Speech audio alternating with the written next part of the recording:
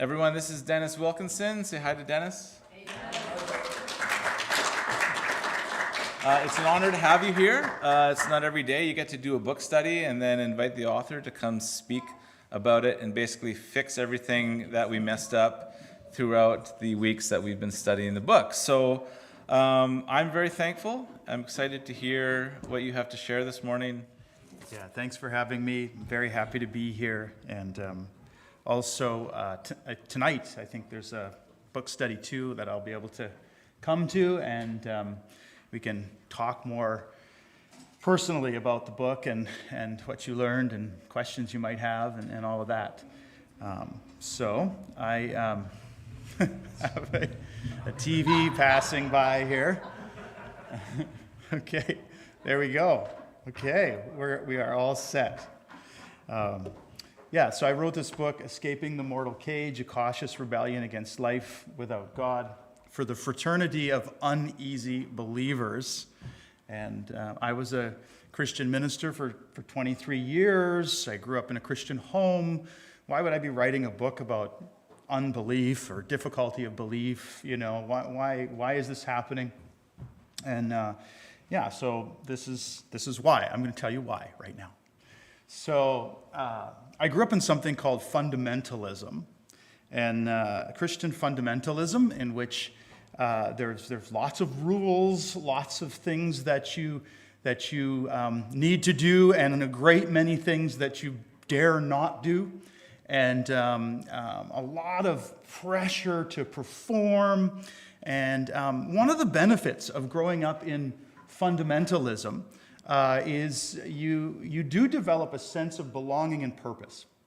You know, in my little club, as a fundamentalist, as a teenager, I had a sense of belonging because it was us four and no more against the world. I belonged to this sect of true believers where everyone else was lost or misbehaving or clueless, but it was us. We were the chosen one, the righteous few, you know. And so I had this sense of belonging and also had a sense of purpose, right? The world is lost. The world is dangerous.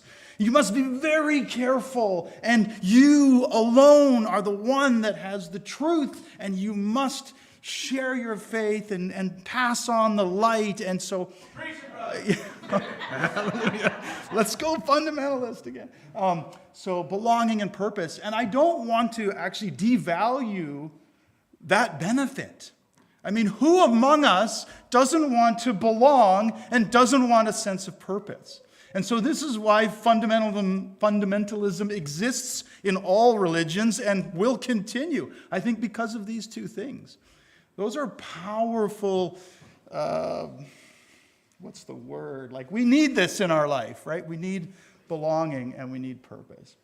But one of the challenges in growing up in fundamentalism was that you do not question things and you do not doubt things. These are two things that don't happen. And I remember early on, I did have a bit of a questioning heart. And I remember talking to some of the leaders and asking questions and learning very quickly in no uncertain terms that it is like it's you believe, you do what you're told, right? You're not really asked to think, you're just asked to do. That's how fundamentalism works. And so what ends up happening when you grow up in fundamentalism, you either become a zealot or you become a doubter. That's kind of how it is. And for a long time, I was a zealot. I can remember like going door to door and trying to tell people about Jesus, which is nothing wrong with that. But I remember like being like, you have to be at church Sunday morning and Sunday night and Wednesday night and Friday night and Saturday visitation. And if you miss any of those times, you are backsliding and probably aren't a Christian. And if you have any doubt about your faith whatsoever, then you are probably on your way to hell, and you must repent and you must believe, and you have to pray a prayer. And it's a very specific prayer in which you ask Jesus into your heart. And there's this pressure, right? This pressure. And so I was a zealot for a while, but then I was like, oh man, I don't know. I've got too many questions. I've got too many doubts. I'm not sure. Like, I don't understand why it's wrong for women to wear pants. And I don't understand why we can only read the King James Version. And I don't understand why rock and roll music is wrong. And I don't understand why I have to be at the church all the time. And I don't understand, and I don't understand. And then I would ask, and then I wouldn't get answered. So I began to be a doubter. So maybe education will help. I thought that's going to be the key. Education is going to be a tremendous help for me. So I went away to a Christian university and a Christian seminary, and I studied and studied and studied. And I said, I got to figure this faith thing out. And I buried myself in the books and tried to learn the Greek and to learn the Hebrew and to study systematics and study biblical theology and all this kind of stuff. But what is one thing that lots of education does? Does it answer the questions, or does it create more questions? And that's what happened. So coming out of seminary, I was like, oh, this didn't work. This trick didn't work. I have more questions. So then I thought, well, maybe an experience will help. I tell you what, we're gonna go and we're gonna go all in on my faith in God. And I'm going to take my family, my 4 kids, my wife. We're going to move 3,000 miles. And we're going to plant a church in the middle of downtown Vancouver and in the notorious West End of Vancouver, where there's not very many Christians. And we're just going to, and I had, at that time, I wasn't into churchy, like gathering church. I had lots of questions about that, like, why do we gather here and sort of talk to each other and sing some songs, and then it makes no difference in the world, and what's the point of church? So I thought, I'm going to have a non-churchy church, and I'm going to just go way out there, and I'm going to be present and available and helpful in our neighborhood, and that is our church, and there will be a few Christians around, and we'll just do barbecues in our yard, and we're just going to do like film and philosophy, and we're just going to just not have a plan really, and just be there. And we're going to have this experience and see maybe that God will just break in.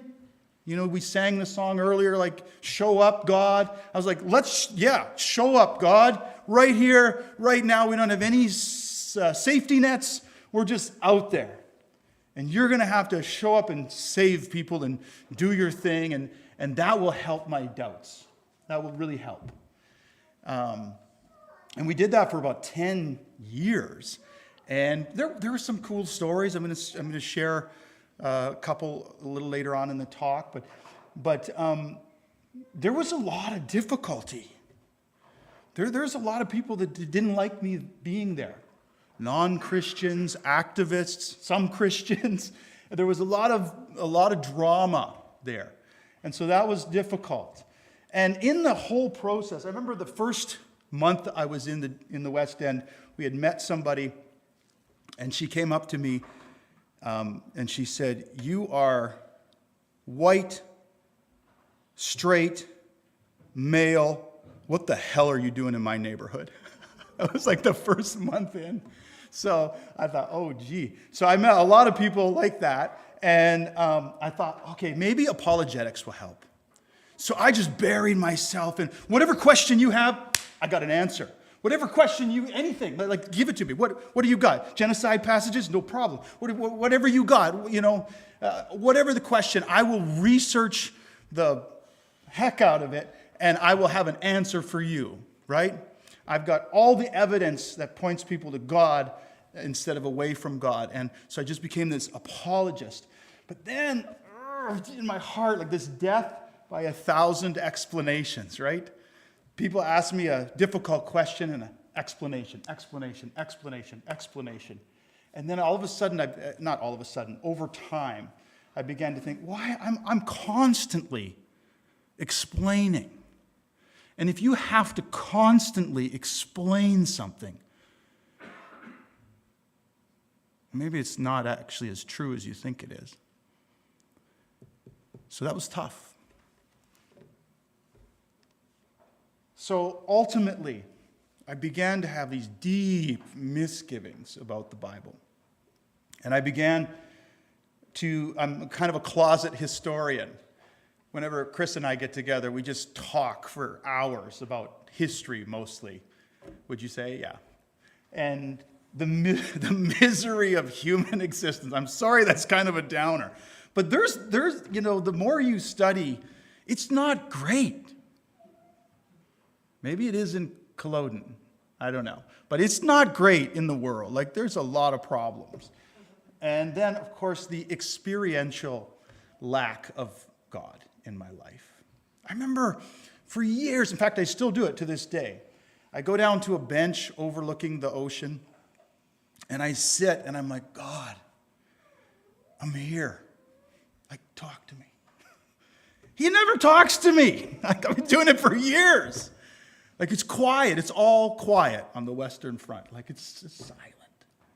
So, you go and you uproot your family. You try to do this great thing for God.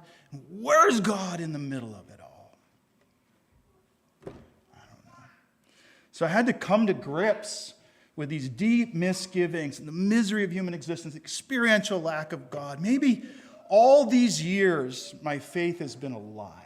Maybe it's actually false. So that's when I started. Well, I was writing all along, trying to figure this out, but this is kind of the seeds of the book, or the reason for the book. And I'm just going to give you 3 little aspects of the book. And then, of course, if you want to come tonight, we can talk more. And I still have 2 books left in my book bag. If you don't have one and want to buy one, I'm happy to sell you one. Doubting is okay. That's the first thing that I came to grips with. Doubting is okay. See, doubting does one of 2 things. It can lead you into skepticism and unbelief, for sure. Or believing differently, I would say. Because all of us are believers. That's point 2. We'll get to that in a second. Or doubting can move you in a direction of longing, where you long for something to be true. Maybe you're not convinced it is. Maybe you have lots of doubts, but the longing is there. And if you let doubting move you in the direction of longing, I think Jesus is okay. I think Jesus is okay with that. And this is kind of what happened to me. Doubting moving in towards longing. And I remember reading, there's a book Chris recommended to me, the Mariner book. And he bought it for me for Christmas or something like that. And I said, why is he buying me this book about poetry? I'm a history guy, not a poetry guy. But it's really way more than poetry. And I read this book and devoured it. And it's basically the biography of Coleridge. And his life was rough. His dad died when he was 13. He lived in the countryside in England in the 1800s. And he loved nature, loved outdoors, sensitive soul. He was a poet from birth kind of thing. And so all of a sudden his dad dies. They don't have the money to care for him. So they ship him to the brick and mortar of London, downtown London, England. And he's in this highly disciplined boys' home. He just gets the crap beat out of him kind of thing. And he gets very, very sick. And in the mid-1800s, the new wonder drug coming from China was... Opium. What is it? Opium. Yeah, heroin, essentially. So he's 13, he's very sick. This is exactly what you need. So they load him up on heroin. And it ruins his life, right? He's a lifelong addict. And it just destroys his life. His marriage ends, his relationship with his kids end, his business aspirations end. It terribly truncates his ability to be the artist that he was.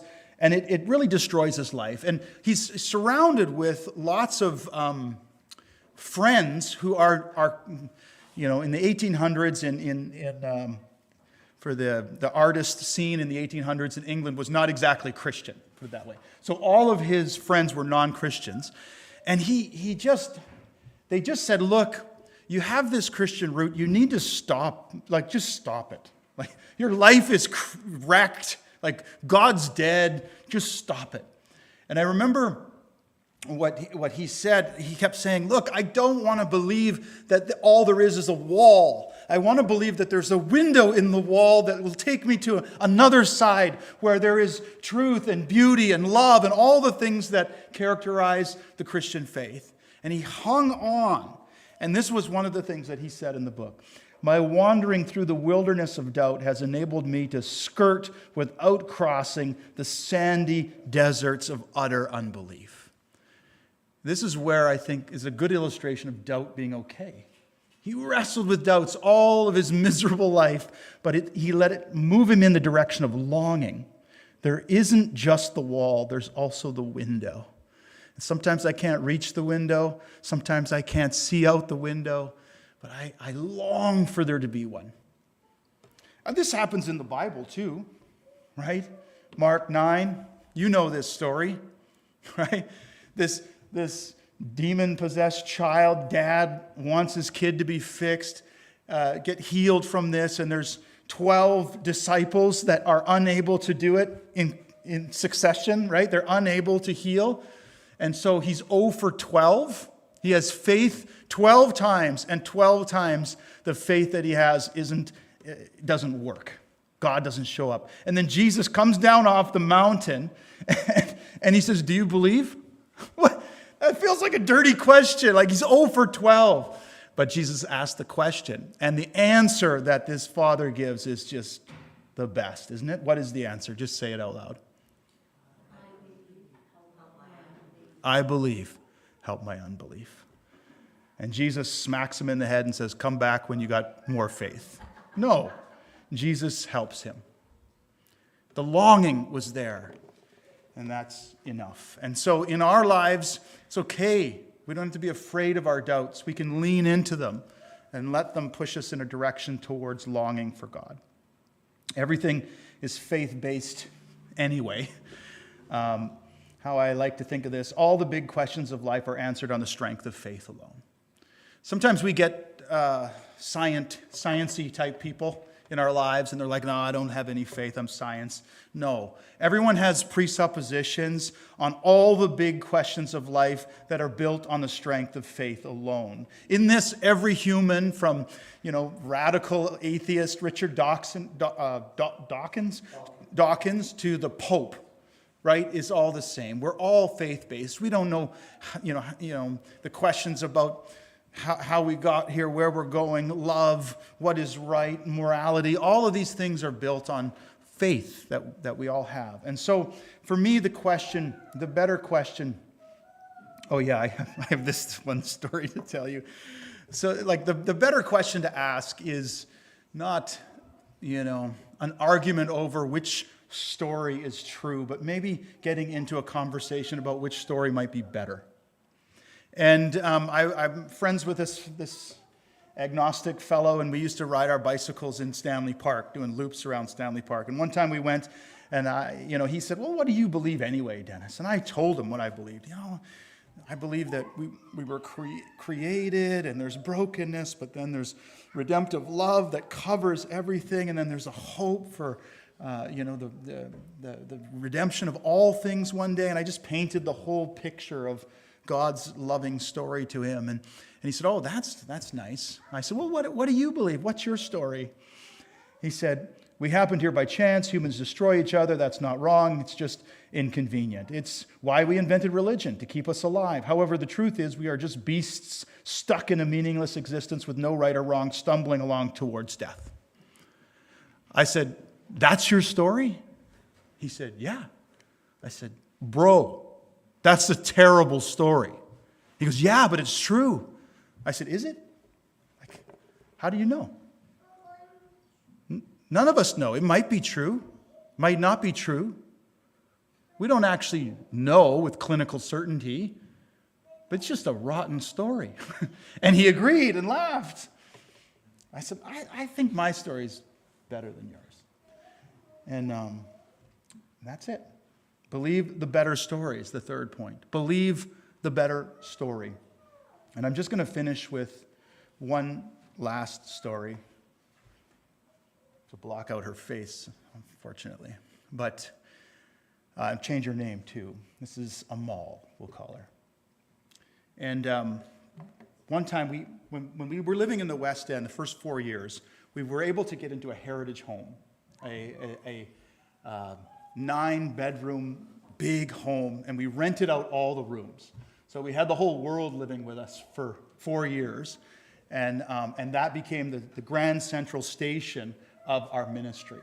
And I don't think there was a night where somebody wasn't coming in or going out or living, or like it was quite an adventure. And one time, we had just gotten to know some Muslim gals from Saudi Arabia, and we didn't know them very well. And there was this one girl, and we looked out our window. We had a white tiny little yard and a white picket fence around. And we noticed that the neighborhood drunk had cornered one of these Saudi girls.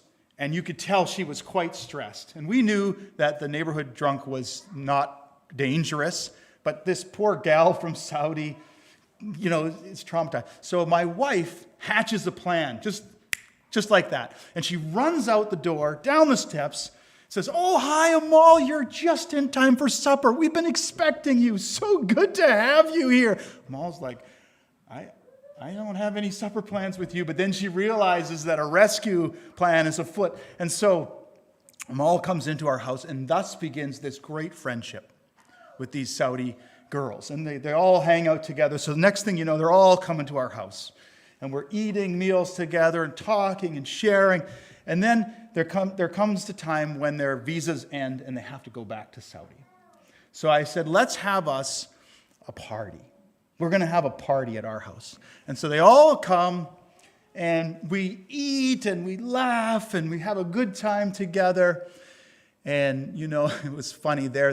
They wanted to get pictures, but not of the family or my wife. They just wanted to get pictures with me, because it's illegal for them to get a picture with a man. And there's just one last, stick it to the government move. And so anyway, we're talking, and next thing you know, the conversations turn towards religion. And these Muslim gals say, "You know what, we're really angry with Christianity." I said, "Why? Tell me why." They said, "Well, because a couple generations ago, Saudi sent out its finest men to North America, and they were all corrupted. They all became addicted to drugs and pornography and this and that, and they were all ruined because of Christianity." And I said, I don't know if that was because of Christianity. I said, I think there's two kind of world views that exist in North America. One would be Christianity, but the other would be humanism. And in humanism, there's not really kind of a divine overarching guidance, and so you just sort of figure things out on your own. And so you trial and error and you experiment. And so there's really, in humanism, there's a real freedom to do whatever you want. And I said, maybe that's probably what influenced them to go ahead and experiment. And they're like, "Oh, okay. Well, if it's between humanism and Christianity, I pick Christianity." And I'm like, "Me too. I do too." And then they said, Christianity is basically the same as Islam. It's basically the same. I said, "Yeah, I think, there are some similarities." I said, "Both believe in creation, and both believe in judgment. Both believe in right and wrong, so there are similarities."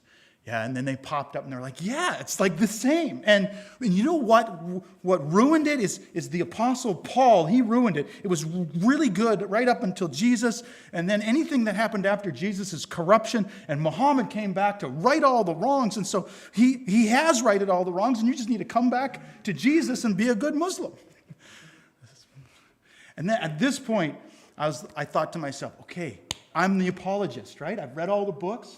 I can lead a convincing argument for the historicity of Jesus, and I can also talk about Muhammad's less than stellar choices of wives, his murdering instincts. I can attack those things. I can also bring up all of the sexism that is sort of built into that, I could have a real good argument, right? I could just stick it to these Muslim women and show them which religion is better and why. And I can argue and argue and argue and have my evidentialist apologetics just put the hurt on them. But I just, for some reason, I decided not to do that this time.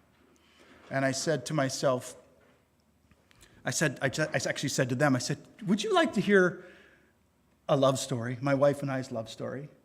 And of course, they were all single gals, and they're animated, and they're like, yeah, tell us. And so I told how I met my wife on a blind date, and it was love at first sight, and we couldn't, like, the whole world disrupted for us, and how I had to go to Bolivia on a missions trip, and when I got back, she had gone to be long-term missionary in North Africa, and so she had gone to France to spend a year and then move, and I missed her so much, but she was old school and didn't leave a forwarding address or a phone number or anything, and so she was gone from my life, and so I went on this massive search to track her down, and I finally tracked her down, and I bought a ring, and I bought a plane ticket, and I flew over to Paris, and we went on this big trip together, and I climbed up this mountain overlooking the Mediterranean. I got down on one knee and proposed and pledged my undying love, and she said yes, and of course the girls were all animated, right? Perhaps even more so because their marriages are not based necessarily on love, right? They're just chosen for the most cases, even to this day. And so they were all excited, they were happy, and they loved it. And then I said, hey, can you imagine if that could happen to you? And there was a man who loved you so much, and you, let's just say you got in trouble and you were locked away in a mountain somewhere far away, and this man, because of his undying love for you, like, climbed mountains and crossed oceans, and he got in again, and he rescued you, and he scooped you up into his arms, and he brought you home, and he loved you forever. Wouldn't that be amazing? And I'm just hamming up this story, and the girls are so caught up in the story that one of the gals, she jumps up as soon as we got to the rescue part, and she, right in our living room, dining room area, she put her fist in the air and she said, give me that man. Like, she wants that man. Give me that man. And we all laughed, and once the laughter kind of died down a little bit, I looked at her right in the eyes and I said, Amal, that man is Jesus. That man is Jesus. He loves you. There was just silence. No arguing. No discussion. Silence. And when the evening ended, I said, can I pray for you guys? They got to go back to Saudi. None of them are excited about that. And I just prayed for them. And I prayed Jesus' love into them. It's a better story. You know, Islam can't compete with that story. It'll leave their faith in tatters. 2 years later, this gal got another visa to get her master's degree. So 2 years later, she looks us up. I'm back. So we start the friendship all over again. And she's extremely busy, working hard to get her degree. And about 5 weeks before she graduates, the Canadian government makes a criticism to King Abdullah and the Saudis about their human rights violations. And the king of Saudi gets offended. And to punish Canada, he says all students of Saudi have to stop their studies and come back to Saudi or else. Because, as I don't know if you know this, but the king pays for all of this, right? That's how it works.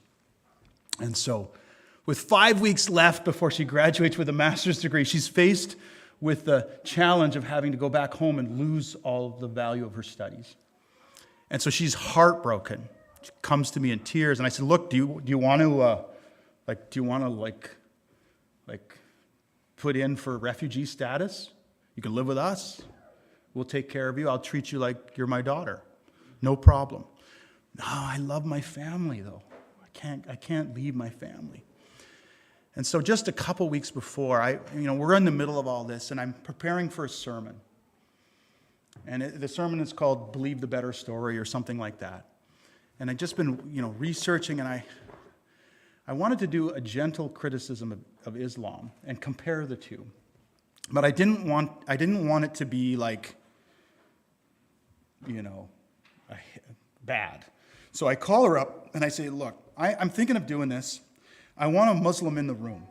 And so when I'm speaking, you'll sit right there. And if anything is incorrect, you interrupt the sermon and correct me. I say, that's what I want. So I want to be gentle with this. And she said, sure. So she agreed to come. So we have this really interesting church service. And she talked. We had interaction while we were going on. But then afterwards, we did communion.